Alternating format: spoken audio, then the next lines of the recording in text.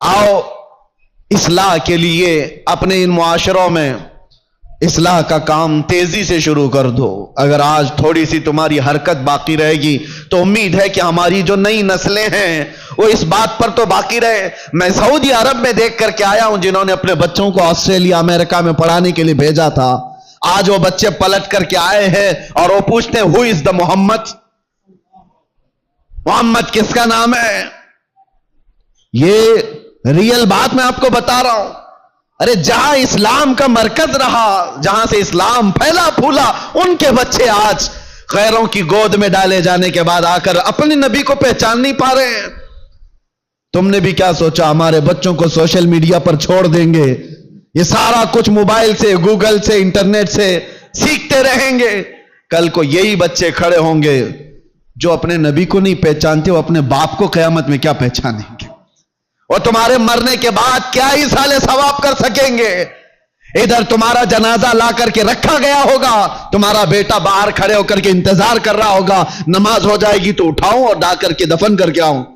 اسے توفیق بھی نہیں ہوگی کہ وہ تمہارے لیے جنازے کی نماز پڑھ سکے.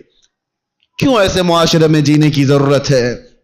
ہمیں جو رسول اللہ صلی اللہ علیہ وسلم نے معاشرہ عطا کیا، اس معاشرے میں امن بھی ہے، عزت بھی ہے، وقار بھی ہے.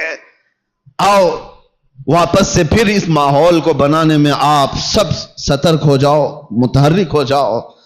ہر محلے کے نوجوانوں سے میں گزارش کروں گا تم 5 ہی صحیح 10 ہی صحیح کھڑے ہو جاؤ ذمہ داری لے کر کے کہ ہم اپنے محلے میں بے حیائیاں نہیں ہونے دیں گے. انقلاب آئے گا میرے عزیز. تم یہ مت سوچنا کہ ہم 5 اور 10 لوگوں سے کیا ہوگا. تم اپنی طاقت پر کبھی مت جانا، اس لیے کہ وہ رب العالمین ارحم الراحمین، اس کی طاقت کا تمہیں اندازہ بھی نہیں ہے، اس کی طاقت کا اندازہ نہیں ہے. آج سے 5 سال پہلے ہبلی کی ایک مسجد سے 50 لوگوں کے بیچ میں میں نے ایک پاکھنڈی کو اعلان کیا تھا. آپ کو پتا ہوگا ہم نے یہاں سے موبائلے کا چیلنج کیا کیا تھا. یہ رب العالمین کا کرم ہے کہ پوری دنیا کے خطے خطے میں وہ آواز پہنچائی گئی، جس کو پہنچنا تھا اس کو بھی پہنچی. تو کبھی یہ مت سوچنا کہ میرے ایک کے چاہنے سے کیا ہوگا. بہت کچھ ہوتا ہے. آواز اٹھا کر کے تو دیکھو، اصلاح کے لیے کھڑے ہو کر کے تو دیکھو. بازو ہمارے کمزور ہیں، رب العالمین کی طاقت کمزور نہیں ہے. تم اگر کھڑے ہو گئے اصلاح کے لیے تو اللہ تعالیٰ غیب سے اسباب پیدا فرمائے گا. ایک نہیں مانے گا، 2 نہیں مانیں گے، ہو سکتا ہے کوئی تو جیالا ہوگا جو تمہاری دعوت پر لبیک کہے گا. تم اپنے گھر کی دعوت تھوڑی نہ دے رہے ہو. اگر 5 نوجوان کھڑے ہو گئے ہر محلے سے اور وہ دوسرے بچوں کی اصلاح کے لیے کوشش کرتے رہے، خدارا کبھی یہ مت کہنا کہ ہماری ٹیم میں آ جاؤ، ہماری ٹیم میں آ جاؤ، ہماری تنظیم میں آ جاؤ. ایک بات میں بتاتا ہوں، اس امت کی ایک رگ کو میں جانتا ہوں، یہ جتنی بھی بگڑی ہوئی ہو، باپ کا واسطہ، ماں کا واسطہ، استاد کا واسطہ، پیر کا واسطہ، ہو سکتا ہے ناکام ہو جائے. بگڑے ہوئے نوجوان کو ایک بار آمینہ کے لال کا واسطہ دے کر کے دیکھو، ایک بار میرے مصطفیٰ کے نام کا واسطہ دے کر کے دیکھو. اللہ تبارک و تعالیٰ اس کے ذہن و دماغ میں محبت پیدا کر ہی دے گا. یہ بگڑا ہوا ہے لیکن آج بھی اپنے نبی سے محبت رکھتا ہے، اور اسی محبت کا واسطہ دے کر کے اصلاح کا کام کرو. ورنہ آج جو میں سن کر کے آیا ہوں، کھڑے ہونے کی ہمت بھی نہیں تھی، اتنی دیر میں بول لیا، کھڑے ہونے کی ہمت نہیں تھی. بتاؤ میرے عزیزو، جس کے علاقے میں آ کر کے اس کو یہ خبر دے دی جائے کہ آپ کے علاقے میں بھائی بہن سے زنا کر رہا ہے، اسے بولنے کی کیا جرأت ہوگی؟ اسے کھڑے ہونے کی کیا طاقت ہوگی؟ دل دکھتا ہے. امت مصطفیٰ صلی اللہ تعالی علیہ وسلم اس پوزیشن پر آ گئی کہ ہم غیروں میں بھی یہ بات نہیں سن پاتے، غیروں میں یہ بات نہیں سن پاتے. مسلمانوں کے گھروں میں یہ چیز ہو سکتی ہے. اس لیے آج میرا یہ پیغام ہے، اگر سارے لوگ ذمہ داریوں کا احساس نہ کریں گے تو کل کو پکڑ ہماری بھی اور تمہاری بھی ہوگی. جماعت کے اراکین، اپنی ذمہ داریوں سے بھاگو مت.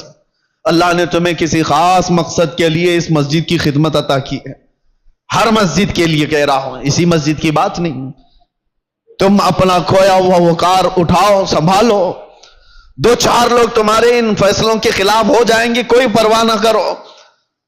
تم اگر اس زمام کو مضبوطی سے پکڑ لوگے کہ معاشرے میں ان بے حیائیوں اور گندگیوں کو ہم ہونے نہیں دیں گے، تو ہو سکتا ہے 2-4 لوگ مخالف ہوں گے، لیکن دیکھنا اللہ تعالیٰ تمہاری غیب سے مدد کے لیے فرشتوں کو اتارے گا کہ امت مصطفیٰ کی اصلاح کے لیے بیٹھا ہوا ہے۔ دنیا کوستی ہے تو کوسے، لیکن آپ اپنی ذمہ داری پوری کرو۔